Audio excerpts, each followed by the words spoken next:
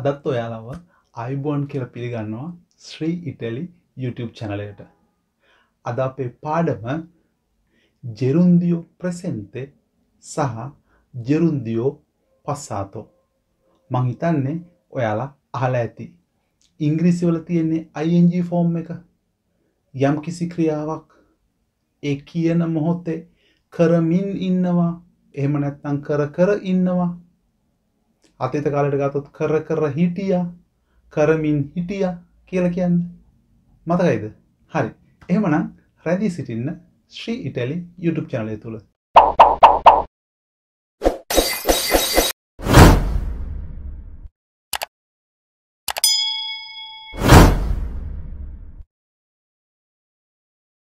මේ gerundio පාඩම ඒ තරම් අමාරු නැහැ.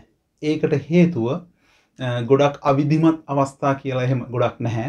බොහොම ටිකයි තියෙන්නේ. ඒව ගැන අපි කතා කරමු. ඒ වගේම මේ දේවල් වලට කියන්න පුළුවන්ද කියලා බලන්න. sto parlando. මම කතා කර ඉන්නවා. stai dormendo. ඔයා නිදිද? Mario sta studiando il francese. Mario ප්‍රංශ භාෂාව ඉගෙන ගනිමින් ඉන්නවා. Non stiamo lavorando molto. අපි ගොඩක් වැඩ කරමින් නෙවෙයි ඉන්නේ. State pensando già alle prossime vacanze? ඔයාලා දැනටමත් කල්පනා කරමින්ද ඉන්නේ ඊළඟ වැකේෂන් ගැන? නිතරම ඇහෙන එකක් තමයි cosa stai facendo? ඔයා මොනවද කර ඉන්නේ? මතකයි ඒ වගේම නේද? හැබැයි මේ දැන් මේ gerundio අවස්ථාව හදා ගන්න විදිය සරලයි. අමාරු නැහැ. අපි දන්නවා ආර ඊර කියලා තමයි අපිට මූලිකව ක්‍රියාපද මුණ ගැහෙන්නේ. අපි සාමාන්‍යයෙන් කරන්නේ ආරේ අයින් කරලා ඒරේ අයින් කරලා ඊරේ අයින් කරලා මොන හරි දෙයක් එකතු කරන එක. ඉතින් මෙතනදිත් වෙන්නේ ඒ දෙයම තමයි. gerundio අවස්ථාව හදාගන්න මේගොල්ලෝ කරන්නේ ආරේ ක්‍රියාපදවල ආරේ අයින් කරලා ආන්දෝ එකතු කරනවා. ඒරේ ක්‍රියාපදවලටයි ඊරේ ක්‍රියාපදවලටයි ඒ දෙක අයින් කරලා එකතු කරන්නේ ඒන්දෝ. එතකොට අපි සාමාන්‍යයෙන් කියන්නේ ඕකට ආන්දෝ ඒන්දෝ එකතු කරනවා කියලා. උදාහරණයක් හැටියට mangiare ගත්තොත් ආරය අයින් කරා ආන්දෝ එකතු කරා mangiando. prendere ගත්තොත් ගන්නවා ඒරේ කපලා ඒන්දෝ එකතු කරනවා. prendendo ගනිමින් ඉන්නවා. එතකොට dormire ගත්තොත් ඊරේ අයින් කරලා ඒන්දෝ තමයි එකතු කරන්නේ. dormendo නිදා ගනිමින් ඉන්නවා. හැබැයි ප්‍රශ්නේ තියෙන්නේ ඔතන පුද්ගලයෙක් නැහැ. පුද්ගලයාව හොයාගන්න නම් පුද්ගලයාව අපි යොදන්න නම් අපි කරන්නේ stare කියන ක්‍රියාපදයේ වර්තමාන කාලය පාවිච්චි කරනවා presente gerundio වලට. ඊට පස්සේ යොදනවා gerundio කොටස. උදාහරණයකට ගත්තාම sto mangiando, stiamo prendendo, state dormendo. ඒ වර්තමාන කාලය ඒ කියන මොහොතේ කර ඉන්නවා. අපි මේකට කියනවා පවතින වර්තමාන කාලය. එහෙම නැත්නම් ප්‍රවර්තන වර්තමාන කාලය කියලාත් කියනවා. ඉංග්‍රීසි වල ගත්තොත් ing form එක. එතකොට මේක අතීත කාලයට හරවගන්නේ කොහොමද? ඔයා කකාද හිටියේ? ඔයාලා ගනිමින්ද හිටියේ? ඔයාලා නිදා ගනිමින්ද හිටියේ? එතකොට අතීත කාලය. එතකොට අපි කරන්නේ මොකක්ද? මෙතන gerundio presente වලට ගත්තේ stare කියන ක්‍රියාපදේ වර්තමාන කාලය. අතීත කාලය හදාගන්න අපි ගන්නවා stare කියන ක්‍රියාපදයේ imperfecto අවස්ථාව. ඒ කියන්නේ stavo, stavi, stava, stavamo, stavate, stavano. එතකොට අපිට මේ වාක්‍ය ටික හදාගන්න පුළුවන්. stavo mangiando. මම කකා හිටියේ. stiamo prendendo. අපි ගනිමින් හිටියේ. අතීත කාලය. stavate dormendo. ඔයාලා නිදා ගනිමින්ද හිටියේ? එතකොට gerundio presente වගේම gerundio passato අපිට හදාගන්න පුළුවන්. ඒ වගේම අවිධිමත් ආකාරයට gerundio කොටස හදාගන්න ක්‍රියාපද තුනකුත් තියෙනවා. ඒ කියන්නේ dire වල dicendo, fare වල facendo, bere වල bevendo. ඒ තුන තමයි අවිධිමත් gerundio කොටස් හැටියට පාවිච්චි කරන්න තියෙන්නේ. අනිත් ඒවා සාමාන්‍ය විදිහට අපිට ආන්දෝ එන්දෝ එකතු කරලා හදා ගන්න පුළුවන්කම තියෙනවා. දැන් ඒ කතා කරේ gerundio වල සරල කොටස. ස්ථාරේ පාවිච්චි කරලා පාවිච්චි කරන කොටස. හැබැයි මේ ස්ථාරේ පාවිච්චි නොකරත් අපිට ජෙරුන්දියෝ කොටස පාවිච්චි කරලා යම්කිසි දෙයක් ප්‍රකාශ කරන්න පුළුවන්කම තියෙනවා. ඒක වැරදි නැහැ. ස්ථාරේ කොටස නැහැ කියලා වැරදි නැහැ. ඒ විදිහට හැදෙන කොටසකුත් තියෙනවා. අපි බලමු. මෙහෙම කියන්න පුළුවන්. Uscendo o incontrato un mio amico. Uscire වල uscendo තියෙන්නේ. එතකොට එතනට ස්ථාරේ පාවිච්චි කරේ නැහැ. මොකද ඊළඟ වාක්‍යයේදී කර්තෘව හඳුන්වන නිසා. Uscendo මම පිට වෙමින් සිටිද්දි මම පිට වෙන වෙලාවේ මට හමු වුණා මගේ යාළුවෙක්ව. Camminavo per la strada cantando allegramente. මම පාරේ ගමන් කරමින් හිටියා සතුටින් ගීතයක් ගායනා කරමින්. Cantando. I bambini imparano giocando. ළමයි සෙල්ලම් කරමින් ඉගෙන ගන්නවා. ඒ වගේම අපි කියනවා sbagliando si impara. වැරදෙමින් ඉගෙන ගන්නවා. essere වල gerundio essendo. avere වල avendo.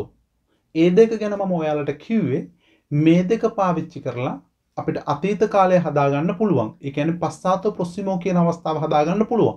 passato prossimo පාඩම ඊළඟ පාඩම හැටියට අපි තෝරගෙන තියෙනවා. එතකොට එතනදී ඔයාලට මේක ගැන වැඩිපුර ඉගෙන ගන්න පුළුවන්. හැබැයි මෙහෙම කියන්න පුළුවන්. essendo andato. essere දාපු නිසා ඕනනම් අපිට ඒක andata, andati, andate කියලා පාවිච්චි කරන්න පුළුවන්කම තියෙනවා. එහෙම නැත්නම් avere දාලා කියන්න පුළුවන් avendo avuto.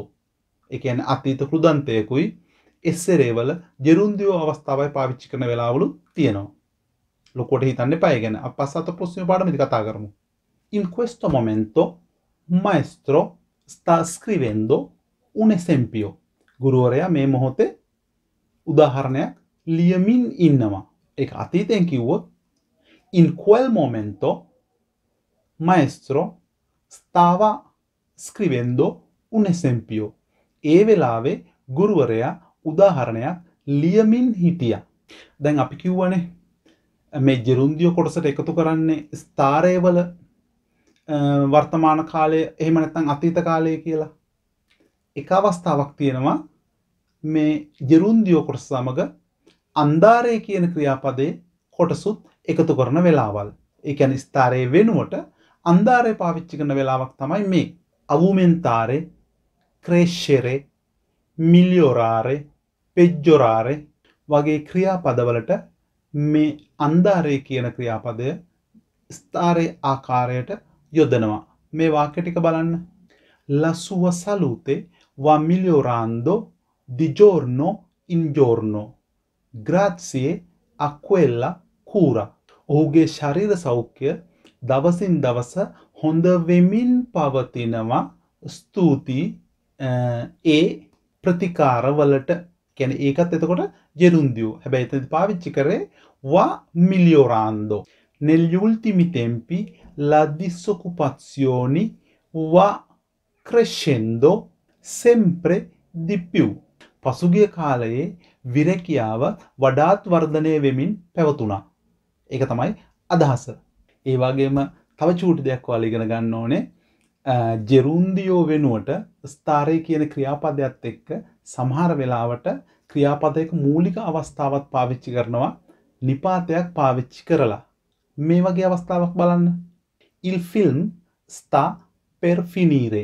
චිත්‍රපටය අවසාන වෙන්නයි යන්නේ. අවසාන වෙන්න නියමිතයි. ඒක තමයි අදහස. Sta per piovere. වහින්නයි යන්නේ. Sto per uscire. මම පිට වෙන්නයි යන්නේ. Sto per uscire. ස්ථාරේ කියන ක්‍රියාපදයේ ඕනම වර්තමාන කාලය හරි අතීත කාලය හරි මෙතනදී පාවිච්චි කරන්න පුළුවන්. Stavo per uscire. මම පිට වෙන්නයි හිටියේ. Stava per piovere. වහින්නයි තිබුණේ. ජෙරුන්දියෝ පාඩම අමාරු නැහැ. ලේසි තේරුම් ගන්න. මේ උදාහරණ වාක්‍ය ටික බලපුවාම ඔයාලට ආයි ඒක හොඳටම තේරුම් ගන්න පුළුවන්. ඔයාලට මේ උදාහරණ වාක්‍ය දෙන්න හේතුවක් ඇතුව. ඒකේ ප්‍රධානම හේතුව තමයි මේ වෙනකොට ඔයාලා දැන් ගොඩක් ව්‍යාකරණ ක්‍රම ඉගෙනගෙන තියෙනවා.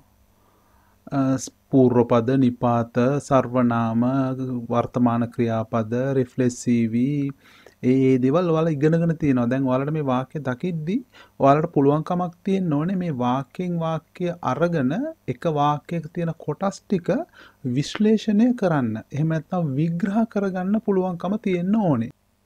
ඒ කියන්නේ මම කලින් කිව්වා වගේ අභ්‍යාස පොතක් අරගෙන වීඩියෝ ටික බලන ගමන්ම ඔහේ නිකන් බලාගෙන යන්නේ නැතුව මේ වාක්‍ය ලියලා වචනයෙන් වචනය හොඳට ඇස් ඇරලා විශ්ලේෂණාත්මකව බලන්න මෙතන මොනවද මේ ලියලා තියෙන ක්‍රියා විදි සහ අනිත් කොටස් ටික මොනවද කියලා තෝරගන්න බලන්න. එතකොට තමයි ඔයාලා ඉගෙන ගන්න අය හැටියට ඔයාලට හොඳ වැටහීමක් හම්බ වෙන්නේ. මම මෙතන ලියලා තියෙන වාක්‍ය ටික උච්චාරණය කරන්න. Studiando si capiscono molte cose, mi rilasso ascoltando la musica. I bambini si sono addormentati guardando la TV. Studiando così prenderai un bel voto. Vivendo in Italia parli perfettamente l'italiano. Mangiando troppo il nostro corpo si appesantisce. ඒ කියන්නේ appesantire කියන ක්‍රියාපදය බර වෙනවා කියන එක තමයි ඒක ඊශි ක්‍රියාපදයක්. ඔයාලා අපේ ක්‍රියාපද පාඩමට ගියොත් ඒක හොයාගන්න පුළුවන්. කලින් පාඩම් බලලා එන්න. එතකොට මේ තුන්වෙනි අවස්ථාව තමයි යොදලා තියෙන්නේ. එහෙමනම් අපි ඊළඟ පාඩමෙන් හමු වෙමු.